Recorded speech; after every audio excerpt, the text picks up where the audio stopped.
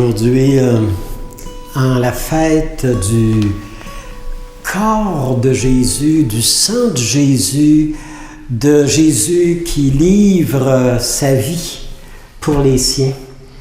On ne peut pas ne pas penser aujourd'hui dans cette fête aux familles eucharistiques.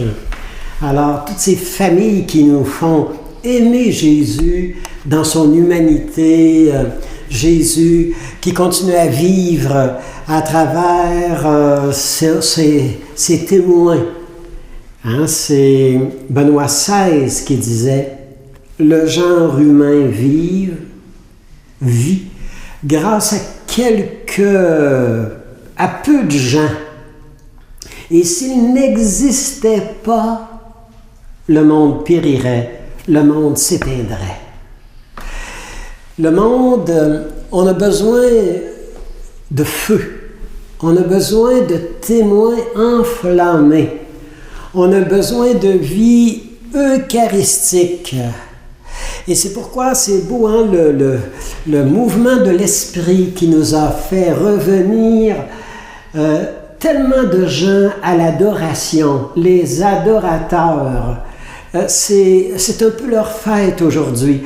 Jésus qui vient à travers son humanité nous parler de l'amour, nous parler du don, nous parler du service, nous parler de l'effacement pour que l'autre prenne sa place dans l'amour, même si on doit s'effacer un jour comme parent, comme éducateur, comme pasteur. Laisser l'autre prendre sa place et s'épanouir. Notre fondateur, le Père Henri Roy, disait souvent « Donnez-moi 10 jeunes convaincus, 10 jeunes animés, 10 personnes vraiment données et je change le Québec, je change le monde. » Je voudrais vous rappeler une petite anecdote, c'est une histoire qui nous dit tellement bellement ce qu'on vit ces temps-ci. C'est un père qui rentre de travailler le soir, mais fatigué, complètement vidé de ses énergies, fourbu. Et il est là, le journal ouvert, la télévision ouverte. C'était le début de la guerre de l'Irak. Et il regardait la carte du monde dans la page centrale du journal. Et son enfant, son jeune, arrive de l'école, un jeune de 5 ans et demi, 6 ans, et il dit « Papa, viens jouer dehors avec moi. Papa, tu n'arrives jamais à cette heure-ci, alors viens jouer. » Et le père dit « Non, je suis trop fatigué, laisse-moi tranquille. va voir ta mère, là. » « Non, je suis trop fatigué. » Et l'enfant dit « Papa... » Alors, il vient une idée géniale au père. Il prend le papier journal qu'il a entre les mains, la carte du monde, l'Afghanistan, l'Iran, l'Irak, la Russie, les États-Unis. Et il déchire la carte du monde, le papier journal, et en 1000 morceaux. Et c'est par terre, et il dit à l'enfant, viens me ramasser, viens prendre le papier journal, les déchirures, monte dans ta chambre et remonte-moi la carte du monde. Et quand tu auras remonté la carte du monde comme il faut, chaque ville à bonne place, les rivières, les lacs, tu reviens me voir, on est rejoint. L'enfant monte dans sa chambre avec les bruits du journal. 10 minutes après, il revient. « Papa, j'ai remonté la carte du monde. » Le père dit « Non, c'est impossible. Tout doit être à l'envers, là. Non, tu peux pas. Tu connais pas assez ta géographie. Viens voir. » Parfait. Comment tu fais? Dit le père. Et l'enfant dit, papa, t'as pas remarqué l'autre bord du papier journal? Il y avait le visage d'un vieux monsieur plein de fentes, plein de craques, papa. J'ai remonté le visage, j'ai suivi toutes les brisures dans son visage, j'ai remonté le visage, j'ai collé ça et j'ai reviré ça, ça donnait la carte du monde. Ah ben, il dit, t'es génial. Et l'enfant regarde son père et dit, papa, tu veux changer le monde, hein? Commence donc par te remonter le visage. Refais-toi la face, papa. Le mystère du Saint-Sacrement, hein, c'est pour nous refaire en beauté, hein, c'est pour nous refaire en grâce, hein, c'est pour nous redonner. On est des icônes, hein, mais des icônes qui ont été brisées par le temps, des icônes qui ont été défraîchies. Et on a besoin de retourner cette grâce. Aujourd'hui, on nous dit dans l'évangile du Saint-Sacrement, c'est Jésus qui dit « Si quelqu'un mange de ce pain que je lui donne, si quelqu'un s'abreuve de mon esprit, du vin, si quelqu'un se nourrit de moi, de mon esprit, de mes forces, il vivra éternellement. » Vivre éternellement, là, c'est pas simplement vivre dans l'éternité, c'est pas ça que ça veut dire. Vivre éternellement, ça veut dire vivre en beauté, vivre en joie, vivre en débordement, vous savez, une vie enivrante, une vie pleine, une vie réussie. Alors, le Seigneur dit, celui qui mange ma chair, je le ressusciterai au dernier jour. Je le ressuscite chaque matin. Je lui redonne, c'est mon cœur qui bat dans son cœur, c'est mon regard dans son regard, c'est ma vie dans sa vie.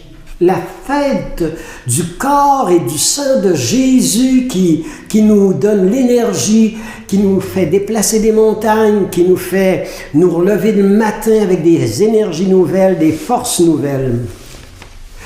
Je dois vous donner un témoignage. C'est raconté par Jacques Grandmaison.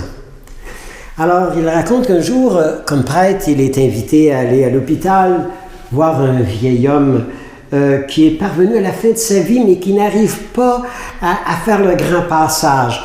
Et l'inquiétude, les questions, est-ce que vraiment quelqu'un de l'autre côté? Est-ce que quelqu'un qui m'attend? Est-ce qu'il y a une vie éternelle? Il est vraiment dans les grandes questions existentielles. Alors, l'abbé, le prêtre est là, et